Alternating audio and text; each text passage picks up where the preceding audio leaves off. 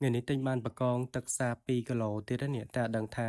យកធ្វើអីឆ្ងាញ់អញ្ចឹងណាតែម៉ាក់គាត់ប្រាប់ថាគាត់ចង់ដុតញ៉ាំអញ្ចឹងអញ្ចឹងមានតែច្បល់គ្រឿងហើយដាក់ចូលក្នុង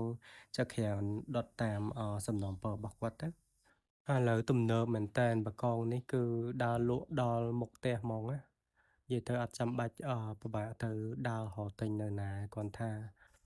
វាអត់រសអញ្ចឹងណាដោយសារគេដឹកមកឆ្ងាយហ៎ តែក៏វាមិនដល់ថ្នាក់អន់សាច់អីយើងញ៉ាំអត់កើតដែរគ្រាន់ថាយើងអត់បានរសលោតផ្លោតៗដូចយើងទៅទិញដល់កន្លែងអញ្ចឹងណា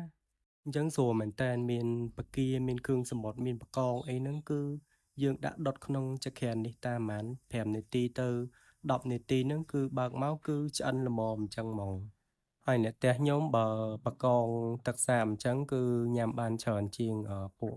បង្គាពួកអីអញ្ចឹងណា ហើយឲ្យបានគ្រឿងសមុទ្រឬក៏បង្កងអីចឹងáគឺផ្ទះខ្ញុំអត់បានទេគឺទឹកត្រីបុកផាសសិនមួយនេះនិយាយទៅដូចរូបមន្តប្រចាំផ្ទះហើយកាលមុនអីយើងបុកទឹកត្រីកោះកុងអីយើងដាក់ក្រូចឆ្មាដាក់អីអញ្ចឹងតែពេលឥឡូវបបែកបានមានផាសសិនដាក់ទៅគឺវាឈ្ងុយម្យ៉ាងពីក្រូចឆ្មាអញ្ចឹងណាវា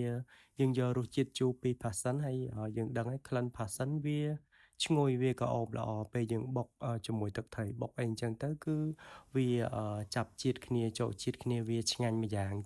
ពីយើងបុកក្រូចឆ្មាអញ្ចឹងណា បើអត់ធ្លាប់បុកសាកបុកជាមួយផាសសិនញ៉ាំម្ដងណាធានាដឹងថាឆ្ងាញ់ចាប់ជាតិដឹងថាលើកក្រោយលែងបុកដាក់ក្រូចឆ្មាហើយបើរសជាតិបង្កងយើងវិញដោយសារតែយើងដុតវាអត់សូវយូរហើយយើងដុតវាតាមប្រហែល5នាទីទៅ10នាទីអញ្ចឹងវានៅរសនៃសាច់បង្កងហ្នឹងណាគឺញ៉ាំទៅផ្អែមហ្មងត្រូវជ្រលក់មួយទឹកត្រីបុកទៀតគឺចាប់ជាតិគ្នាបដ ாய் ហើយបើក្មួយៗខ្ញុំវិញនិយាយពីថាចូលចិត្តហ្មងបានបង្កងបានអីហ្នឹងគឺថាបាយធ្លាប់តែនៅពេញឆ្នាំងáបានបង្កងបានអីហ្នឹងគឺពីថាបាយហ្នឹងគឺអស់ពីឆ្នាំងហ្មងហើយនិយាយថាកុំឮថាខ្ញុំទៅណាទៅណីអីអញ្ចឹងណាដឹងតែផ្ដាំឲ្យទិញមកហើយនិយាយទៅគេចូលចិត្តញ៉ាំហ្មងណា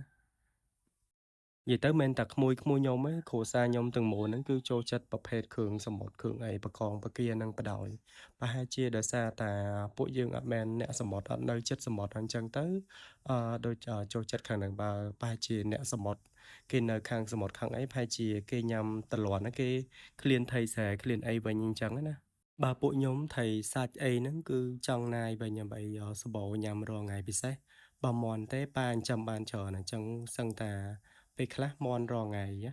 ចឹងមានយូរយើងប្ដូរបរិយាកាសញ៉ាំគ្រឿងសមុទ្រអីម្ដងអីអញ្ចឹងណាហើយវីដេអូរបស់ខ្ញុំក៏មានតែប៉ុណ្្នឹងដែរអរគុណច្រើនបងប្អូនទាំងអស់គ្នាដែលបានតាមដានទស្សនាវីដេអូមួយនេះរហូតដល់ចប់ជួបគ្នាវីដេអូក្រោយៗទៀតបាយបាយ